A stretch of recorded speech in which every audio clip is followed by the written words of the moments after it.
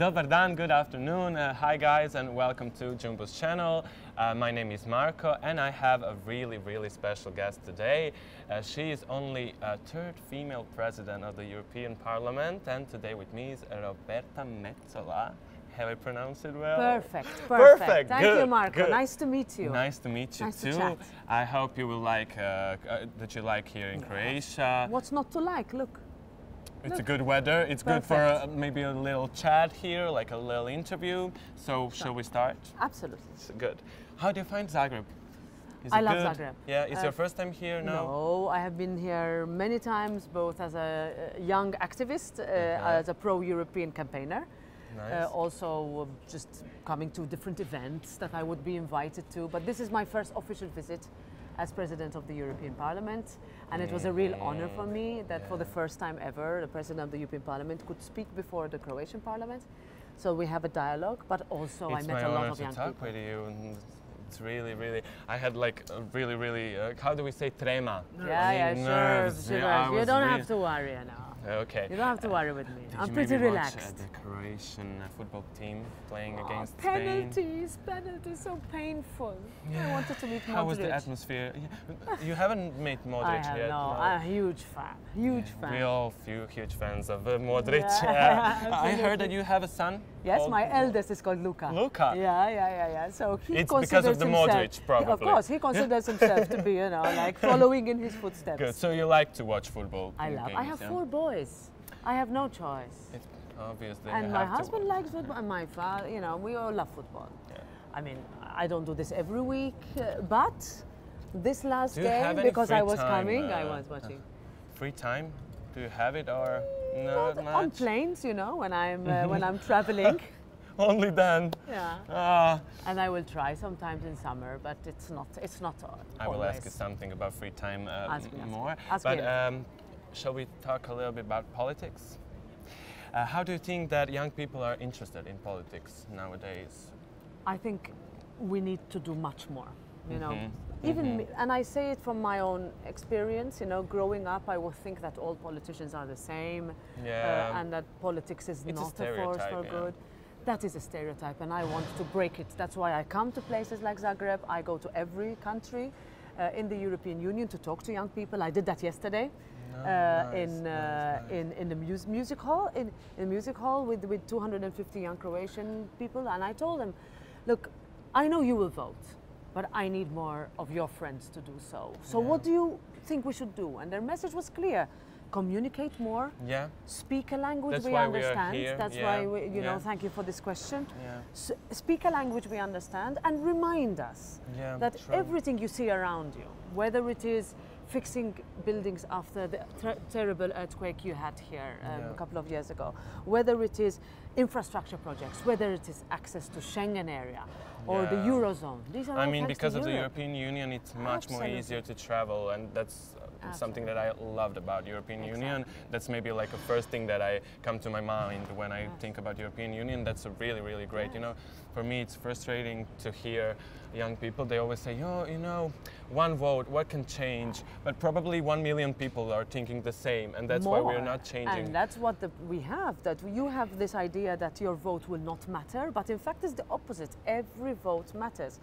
And at the end of the day, I'm elected as a politician, and I need my citizens to hold me to account, to tell me, you said you would do this before your election, where is it? When I go back to ask them for their vote to keep me in my seat. And I tell them, you will not be able to do that if you don't vote. And if you don't vote, you might see a parliament that you don't feel represents you, that will fight for your rights, because we were talking about Europe and and what it brings, but it also brings more rights, more protection, more equality. That's what young people could take for granted. But remember, in the vast majority of the world, people cannot vote because autocracies rule, because your rights are not regarded, they are not protected. You don't have courts which can protect you. In Europe, that is an obligation. So use it. Use your civic duty. It's really true. I cannot say anything more about this. What would you tell them if they ask you, why should we care about the European Union? Because Europe is you. Europe is not some faraway entity, you know, in Brussels or Strasbourg. It's here. And every law that comes through the Croatian parliament, through the Sabor, comes from the European Union. And if it is about digital, AI, if it is about climate, the most ambitious continent in the world, if it's about jobs, it is about housing, there is something that comes from the European Union.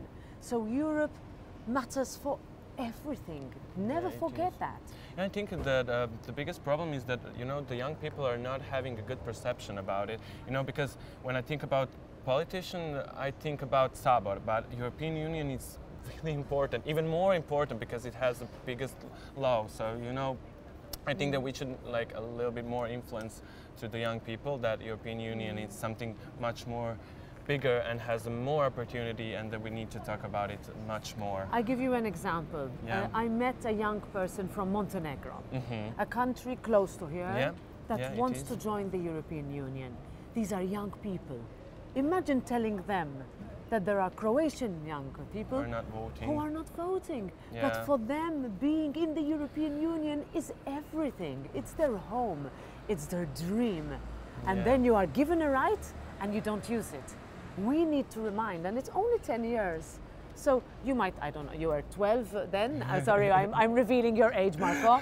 You were 12 when Croatia joined the European Union, but someone older than you might remember what happened. I remember my country before joining the European Union and the huge impact that the EU has had. We can't forget that. And it's not about nostalgia. It's not about me telling young people it's better, but it's about feeling it. It's about touching it, because you can. Erasmus, but you can see it all around. Yes. I mean, it's really true. And the possibility to travel, now that with the open Schengen.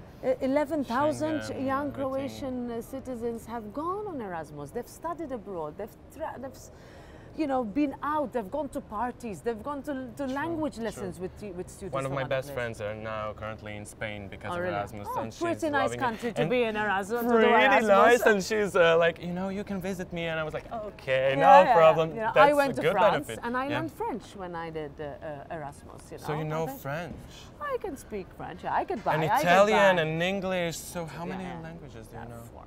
So my Maltese is my mother tongue, which is a Semitic language, it's close to Arabic. And then we have English, which is an official language, because we were part of the British Commonwealth. Actually, we were a British colony for a long time, almost 200 years. And then I know Italian, because growing up, living close to Italy, like you, I mean, Italian is part of our internalized language. And then I learned French in France, and I use that also not only in France, but in my work. Se posso parlare in italiano anche?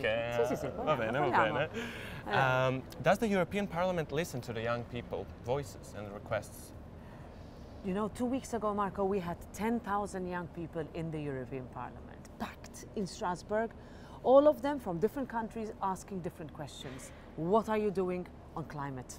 What are you doing to make sure that our jobs are guaranteed? What are you doing to make sure that the opportunities that our parents had, we have, but also that the generations that come after us are left with a Europe that is better? So I think that we do a lot, but we don't do enough. So my thought leaving the European Parliament when I addressed those 10,000 people was, how am I going to reach the millions of others? Do you know, Marco, in 4 countries of the European Union next year, people will vote at 16.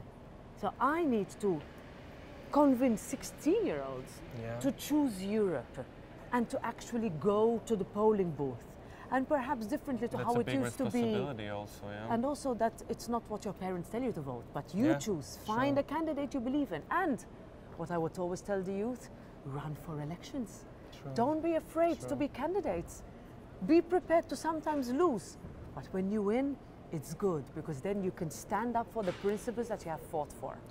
That's why I'm glad that we are talking for I'm hoping to convince you maybe to be a candidate, you know. Think about it. I will think about it, yeah. But I'm really, I will really be your first fan. I will cheer you on. I promise. That's a promise. Don't tell me twice. Don't tell me twice.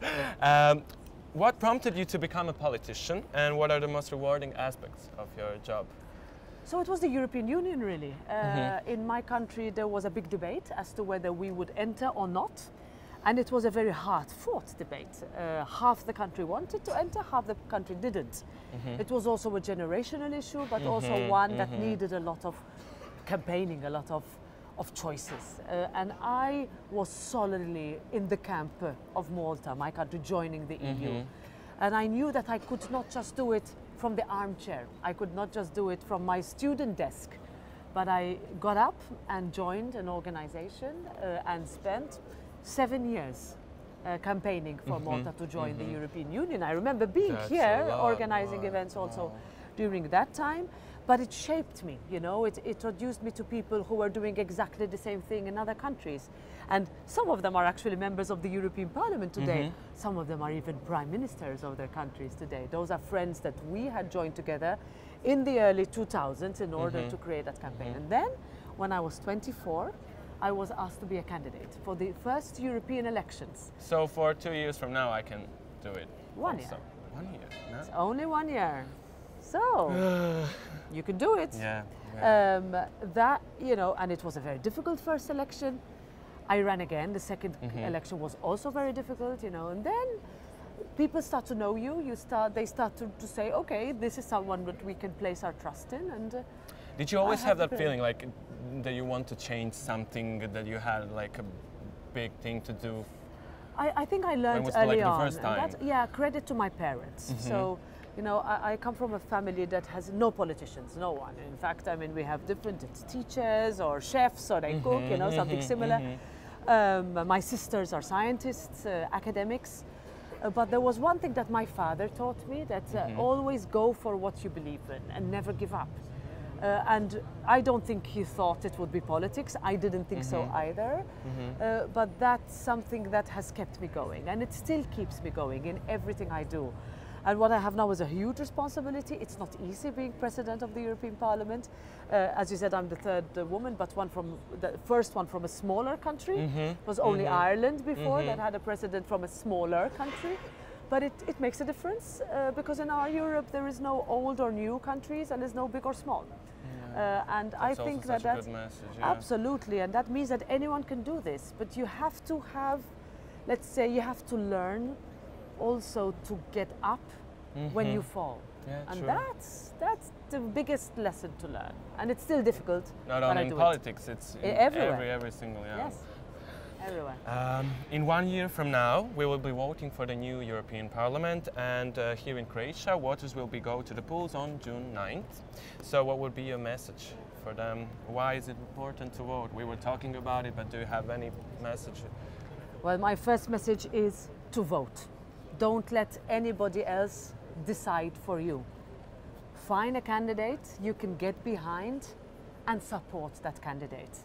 And then follow that candidate for the 5 years inside the European Parliament and see whether he or she matches your expectations. But most importantly, remember that Europe is in each and every one of us, and each and every one of us can make a difference. Croatia also celebrates 10th anniversary. That's why you're here, maybe, or not? Yes, absolutely. So, it's a jumbo year of anniversaries. Yeah, it is. And what is your happy anniversary message, maybe, for all the audience who is well watching done, now? Croatia. How do you say well done, Croatia in Croatian? You can say bravo Hrvatska. Bravo Hrvatska. I can say that. Bravo Hrvatska. Jel još možemo nekako reći, pa ne znam? Bravo Hrvatska. Bravo Hrvatska. Yeah. I think it's, you know, being here on the 10th anniversary, on the year when Schengen and Euro became a reality. You know, don't forget, Croatia was the only country, I mean, besides Greece, to enter alone, but the only country to join Schengen and the Eurozone at the same time, alone. This is a huge success story. And it's one that all Croatians can be proud of. You did it by beating all odds. And therefore, I'm here to celebrate that and to say cheers for the next 10 years of success. Thank you for that. And for the end, I was mentioning your free time. Do you maybe like to dance, to sing? No, I danced for a long time growing up. Okay. I did jazz, I did classic, I did contemporary. I love dance. I don't dance very much anymore. I don't know if you know this information, but I won two shows like in 6 months. You're not going to make me dance now, huh? Well, I'm a winner of Dancing with the Stars. Yeah. And I was not well briefed. I was not told this in my brief. Is it in the brief? It's my fault. It's in the brief. I stopped at cooking. No, we can. How many talents do you have? Cook, makeup. Yes, congratulations on the makeup, actually.